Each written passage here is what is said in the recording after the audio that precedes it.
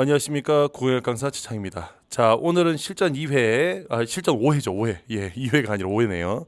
5회에 이신이의 사후가 하고 나이덕의 풀비린내가 같이 들어있는 갈래복합 지문 한번 가보도록 하겠습니다. 여기는 이 두 지문은 출제 가능성으로 치자면 다른 작품보다는 그렇게 높은 편은 아닙니다만 두 작가는 모두 다 수능이나 모의평가에 나온 적이 있습니다. 그래서 여기는 작품 그냥 건너뛸 수는 없고요. 반드시 한 번은 꼭 정리하고 넘어가야 되실 것 같아요. 자, 일단은 뒤에 보기는 지금 특별한 게 없습니다. 뭐 12번의 연시조에 대한 특징, 14번의 뭐 자연 친화적인 태도 뭐 이런 거 나오는데 그냥 그런 것들은 굳이 작품에 대한 내용이 아니기 때문에 읽으실 필요 없을 것 같고 바로 지문으로 한번 가보도록 할게요.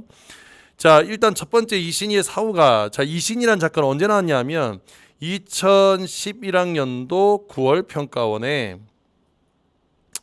단가 6장이라는 노래가 한번 실린 적이 있습니다. 이게 이제 유배가서 쓴 시인데 요것도 한번 기회 되시면 꼭 한번 풀어보시기 바래요.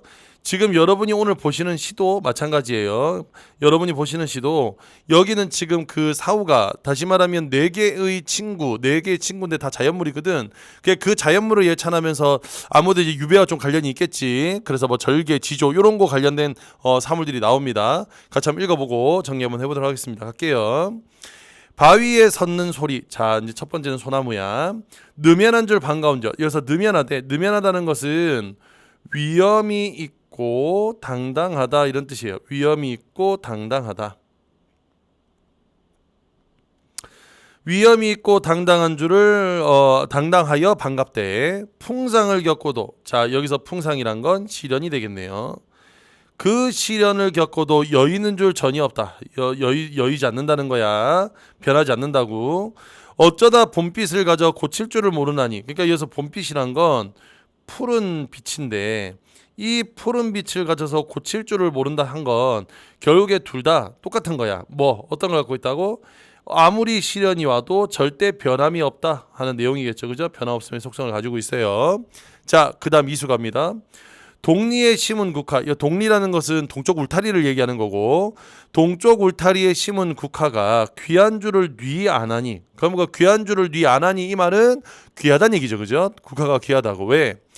충강을 범패하고 엄상에 혼자 피니. 자, 요게 요렇게 해서 대비가 되는 거야. 충강은 봄이니까 좋은 시절을 이야기하는 겁니다. 이 좋은 시절을 마다하고 엄상에 혼자 폈어. 엄상이란 건 당연히 이게 서리가 내리는 거니까 이게 봄을 이야기하는 거라면 상은 설이거든. 설이는 무조건 가을이에요. 그러니까 앞에 있는 이 풍상도 가을이 되는 겁니다. 그러니까 지금 여기는 이 가을인데 이건 꽃이 피기 힘든 부정적 현실이 되겠지, 그지? 부정적 현실이 여기에 요렇게 피니 그럼 요렇게 대비가 되는 거야.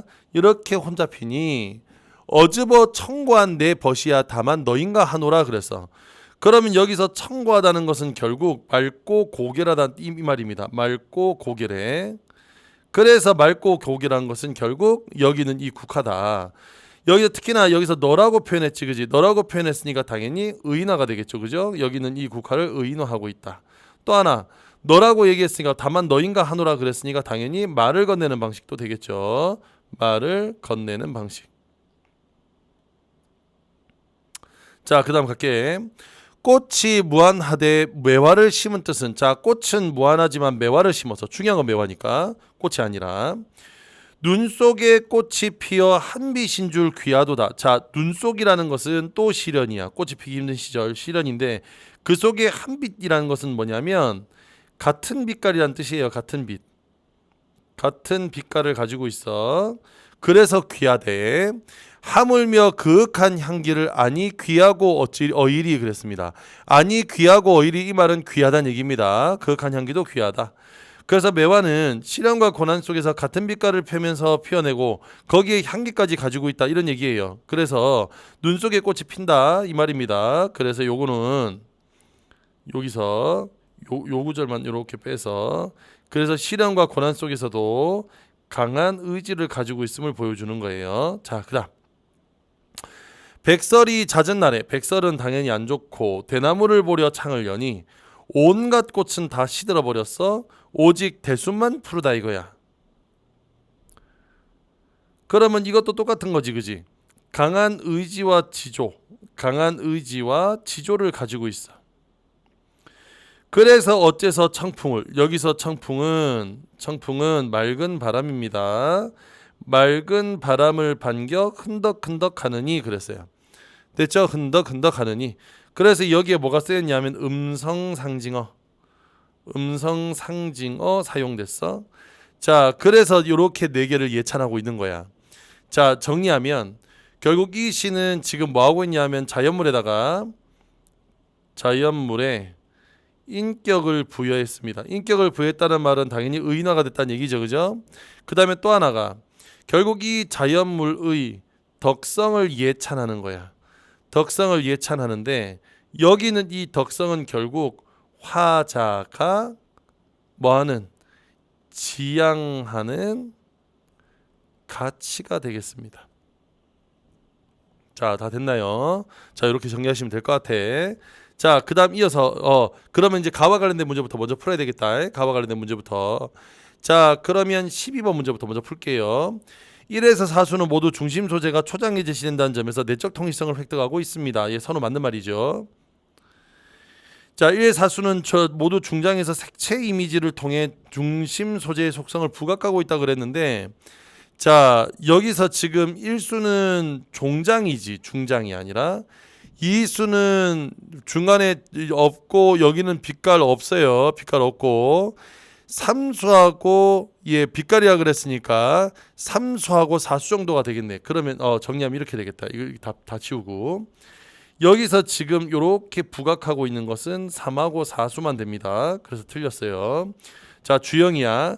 3수는 다른 수와 달리 종장에서 문장을 종결짓는 어미로, 자, 종장에서 문장을 종결짓는 어미로 시상을 마무리한다 그랬는데 여기에 지금 2수도 마찬가지고 2수 그 다음에 4수도 다 있습니다. 그러니까 3수가 다른 것과 다르지 않아요. 그래서 틀렸어. 4수는 다른 수와 달리 중장에서 추운 계절을 드러내는 시어가 직접적으로 제시되지 않는다는 점에서 여기서는 지금 봤더니 직접적으로 제시되지 않는다 그랬어요. 왜냐하면 여기에 지금 백설이 잦은 날에 대를 보려 창을 여니 온갖 곳은 간데 없고 이렇게 됐어. 그래서 중장의 추운 계절을 드러내는 시어가 1수에는 풍상이 나고 2수에는 엄상이 나고 3수에는 눈이 나왔는데 얘는 어디 있냐면 중장에 나온 게 아니라 초장에 나왔지, 그지? 초장에. 됐죠? 그래서 통일성을 깨트리고 있다. 이거 맞습니다. 정답은 3번이 되겠습니다. 됐죠? 정답은 3번이 되겠어. 자, A와 B를 비교하라는데 13번에 A만 가지고 가볼게. 여기서 A의 그윽한 향기는 화자가 추구하는 삶의 모습. 이거 될 수 있겠지. 화자에게 삶의 고독감을 느끼게 하는 거, 이건 틀렸어. 이건 틀렸고. 역동성이 넘는 자연물의 모습, 역동성하고도 관련이 없죠. 그 다음에 자연물에 대한 화자의 예찬적 태도를 부각한다. 얘는 될 수 있겠네. 자연물에 동하는 화자의 흥치, 이건 아니지, 그지? 자, 그러면 정답은 1번 아니면 4번 두 개가 되겠네. 요렇게 남겨두고 갈게요. 자, 그 다음에 가 또 내려가서 또 가와 관련된 거. 풍상을 겪어도 여유줄 전혀 없다는 것은 시련에 굴하지 않는 지존한 유학적 덕목을 소리다 투영한 거, 이거 맞죠? 이번에 꽃은 무한화되는 무주질서가 구현된 존재로 꽃의 모습을, 무슨 소리야 이건 무슨 소리니?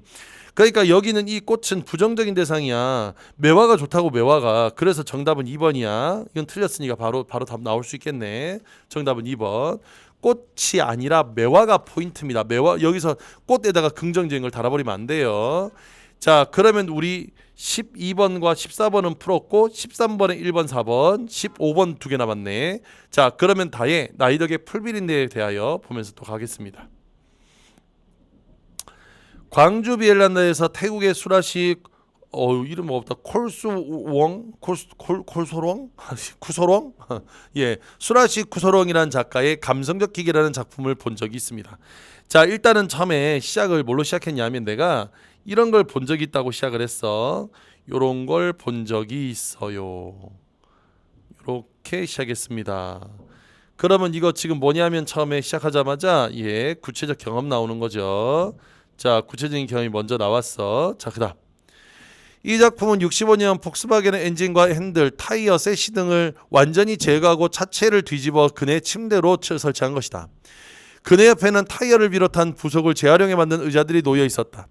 차체로 만들어진 그네 침대 속에서 아이들은 텔레비전을 보고 있는 동안 나는 타이어를 쌓아 올린 의자에 걸터 앉아 그 감성적 기계를 바라보았다. 흔히 달리는 무기라고 불리는 자동차가, 자 여기서 자동차를 뭐라고 했냐면 달리는 무기라고 표현했어. 요게 첫 번째. 자동차를 이렇게 표현했어요.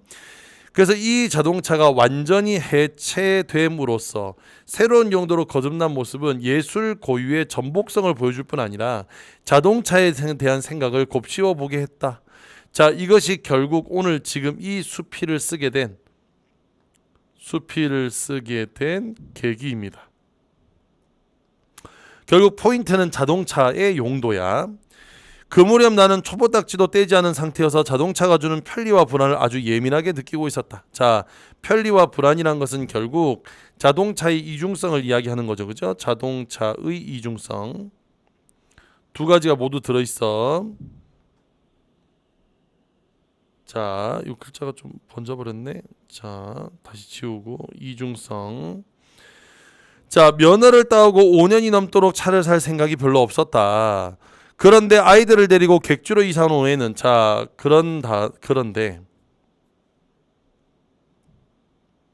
그런데 아이들을 데리고 객지로 이사한 후로는 하나부터 10까지 내 손으로 해결해야 됐고 어쩔 수 없이 운전을 하게 되었대요. 그러면 이것이 결국 내가 운전을 하게 된 이유야. 그 전까지는 운전을 할 일이 별로 없었다고. 근데 이제 이렇게 가야 되니까 어쩔 수가 없잖아.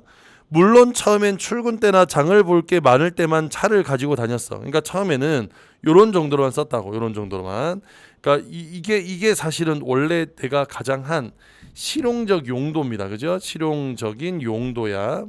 이렇게만 했는데 마음이 답답할 때 무작정 차를 몰고 교회로 나가는 습관이 생겨나기 시작했고 실제적인 목적 없이도 차를 모는 일이 늘어났다. 그래서 누구의 방해도 받지 않고 나를 어디로든 데려다 줄 수 있는 밀폐된 공간에 그렇게 조금씩 길들여져 갔어요. 그러니까 즉 다시 말하면 자동차가 가진 자동차의 편리함에 익숙해져 간 거야. 이건 선생님도 마찬가지예요. 그러니까 예전에 자동차가 없을 때는 열심히 잘 걸어다니고 지하철, 버스 이런 거 잘 이용했는데 차를 이제 운전하기 시작하면서부터는 지하철하고 버스를 타본 적이 별로 없어. 그러니까 어딜 가더라도 무조건 차를 끌고 가게 돼 있고 뭐 다마모테 앞에 있는 마트를 가더라도 걸어서 갈 수 있는 거리를 차를 끌고 가게 돼. 뭐 핑계야 있지. 짐이 많아. 오늘 가면 장을 많이 봐야 돼. 오늘 날씨가 더워, 날씨가 추워. 황사가 심해. 뭐 어쩌고 저쩌고. 특히 요새 코로나가 있으니까 코로나 때문에 뭐 이런 여러 가지 핑계들 있잖아. 그러니까 이게 타게 돼. 스웨덴 생태주의자는 에민 탱스램은 오늘 이름이 전부 다 하나가 다 어렵다. 에민 탱스램이라는 사람이 있어. 이 사람은 자동차란 물건이 자기 자신의 영토 안에 머물고자 하는 의지와 이 영토 밖으로 움직일 필요성을 동시에 충족시켜 준다고 생각했대요. 그러니까 이게 사람들이 자동차를 타는 이유. 즉 다시 말하면 두 가지의 지금 서로 상반된 두 욕망을 모두 충족하기 때문에 자연스럽게 자동차에 대한 이용이 는다고 생각하는 거야. 그래서 현대인들이 자동차는 아늑한 자궁으로부터, 아늑한 자궁이란 표현이 또 있네. 자동차를 이렇게 묘사를 했어.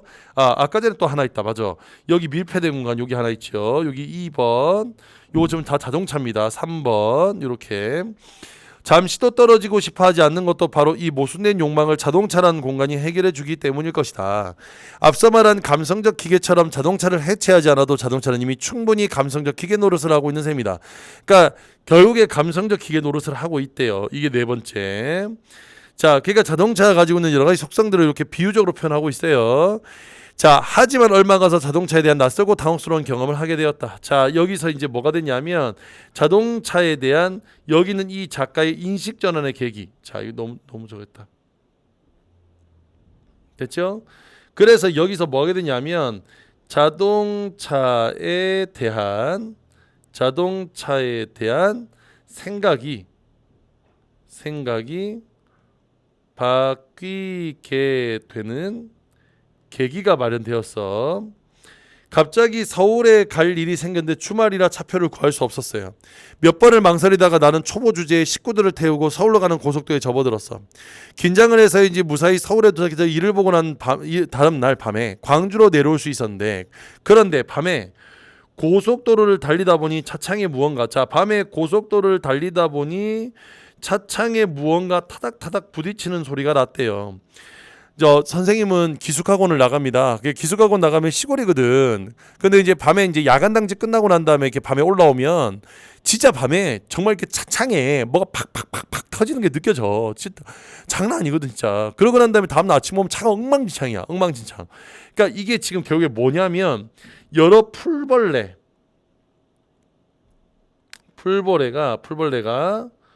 부딪혀 죽는 소리예요. 이런 소리가 난다니까, 정말 탁팍팍팍팍 이렇게. 다음날 아침 출근하는데 유리창은 물론이고 앞 범퍼에 푸르죽죽한 것들이 잔뜩 엉겨 있었다. 그것은 흙먼지가 아니라 수많은 풀벌들이 달리는 자체에 부딪혀 죽은 잔해였다. 마치 거대한 모터 주위에 두껍게 쌓여있는 먼지뭉처럼 말이다. 그것을 닦아내려다가 나는 지난밤 엄청난 범죄를 저지른 사람처럼 손발이 후들후들 떨려서 도망치던 세차장으로 갔어요. 그러니까 결국에 이제 놀란 거. 그러나 세차기계 물살에도 엉겨붙은 풀벌레들의 흔적은 완전히 지워지지 않았어요. 운전대를 잡을 때마다 풀 비린내는 몸서리치는 기억으로 남았고, 이 풀 비린내라는 것은 결국 풀벌레 사체에서 나는 냄새야. 그리고 나는 손을 씻고 또 씻었대. 왠지 알겠죠, 그죠? 이건 결국 그러한 기억을 지우고 싶은 마음에 계속 손을 닦고 또 닦았어요. 시속 100km 정도의 속력에 그렇게 많은 풀벌레가 진익였다는 것도 믿기 어려웠지만, 이런 살상의 경험을 모든 운전자들이 초경처럼 겪었으리라는 사실이야말로 나에게는 예상치 못한 충격이었다. 인간에게 안락한 공간이 다른 생명을 해칠 수 있다는 자각이 그제서야 찾아왔다. 이게 결국 지금 이게 이제 문제인 거야. 인간에게 안락한 공간이 다른 생명을 해칠 수 있다는 자각, 이게 결국 이걸 통해서 얻은 깨달음입니다. 그러니까 자동차에 대한 반성과 성찰이 이루어진 거예요. 반성과 성찰이 이루어졌어. 그래서 옛날 티베트 승려들은 입을 열어 말을 할 때마다 공기 중에 미생물을 죽이게 될까봐 얼굴에 7겹 천을 두르고 다녔다고 한다. 이제 여기는 이 티베트 승려는 지금 우리의 삶과는 완전 반대되는 삶을 살고 계시는 분이지, 자기가 불편하지만 미생물을 죽이지 않기 위해서 얼굴에 천을 감쌌어요. 즉 다시 말하면 생명을 존중하는 거야. 배려하고. 그걸 생각하면 자동차를 몰고 다니는 것, 결국에 자동차를 몰고 다니는 것은 그 자체가 엄청난 살생이라고 말할 수 있을 것이다. 자연스럽게 태도가 서로 뭐가 된다고? 이렇게 대비가 되겠죠, 그죠? 대비가 되는 거야. 그래서 자동차에 대한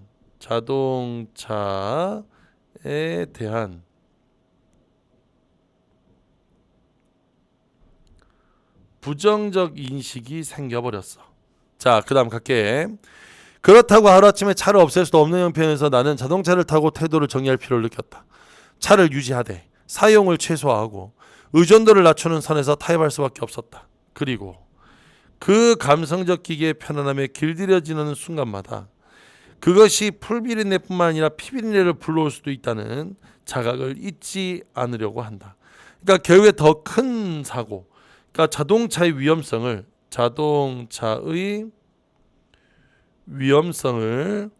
환기하는 것으로 그렇게 했어. 운전을 시작하기 전까지 나는 걷기에 찬 자였고 인공적인 공간보다 자연 속에 머물기를 누구보다 좋아했다. 그러나 차를 소유하고부터는 생태적인 어떤 발언도 할 자격이 없다는 생각이 들곤 한다. 차를 소유하되 그에 충족되지 않는다는 것. 차를 소유하되 그에 종속되지 않는다는 것. 이게 결국 여기는 이거의 주제입니다. 됐죠? 그래서 이런 아슬아슬한 줄타기가 앞으로 얼마나 지속될 수 있을지 모르겠다. 다만 그날 아침에 풀비린내가 원죄의식처럼 운전대를 잡은 내 손에 남아있을 따름이다. 그래서 이렇게 해서 마무리가 됐어.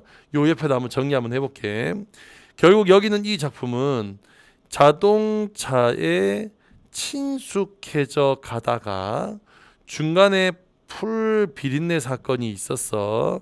풀 비린내라는 그런 사건이 있었다고. 그러고 난 다음에 반성적 성찰로 가는 내용의 반성적인 성찰을 이룬 그런 작품이 되겠습니다. 그러면 여기는 이 풀비린내 사건을 뭐라고 지금 생각했냐면 자연을 파괴하고 생명을 살상하는 것이라고 생각한 거야. 이해가 됐죠?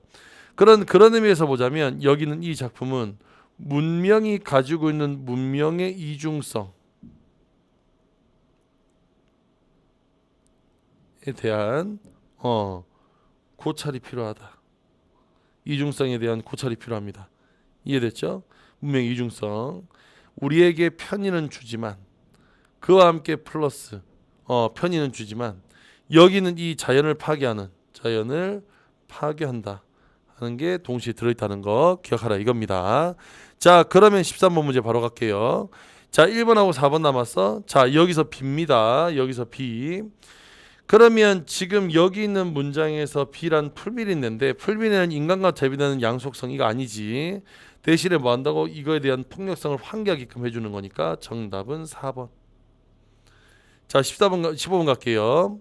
A에서는 자동차에 대한 다른 사람의 인식이 그 다음에 B에서는 자신의 자동차에 대한 인식이 드러난다. 둘 다 자기야. 다른 사람 아니고. 자동차의 이중적인 속성이 A에서는 그다음에 B에서는 글쓴이의 이중적 태도 아니죠. 얘는 긍정적이면 얘는 부정적인 거지, 그지? 자동차를 운전하게 된 이유가 B에서는 자꾸 그만두게 된 이유. 여기서 운전하게 된 이유가 있다면 B에서는 그만둔 건 아니지. 운전을 뭐 한다고? 운전의 양을 줄이기로 했어. 자, 그다음에 4번. A에서는 감성적 기계로서의 자동차의 모습이 자동차를 소유하면 생기는 불편함. 무슨 소리야? 정답은 5번이겠네. 편안함에 익숙해져가는 모습, 경계하는 모습. 맞죠? 정답은 5번이 되겠습니다. 자, 여기 있는 작품들 다 중요하니까 한 번씩 꼭 보시고 저는 다음 시간에 다음 작품으로 다시 찾아뵙도록 하겠습니다. 예. 그때까지 건강하시고요. 코로나가 점점점 이렇게 심해져 가고 있는데 몸 관리 잘 하시고 수능이 이제 다가오고 있죠. 수능 때까지 건강 잘 챙기시기 바랍니다. 저는 다음 시간에 다시 뵙겠습니다. 안녕.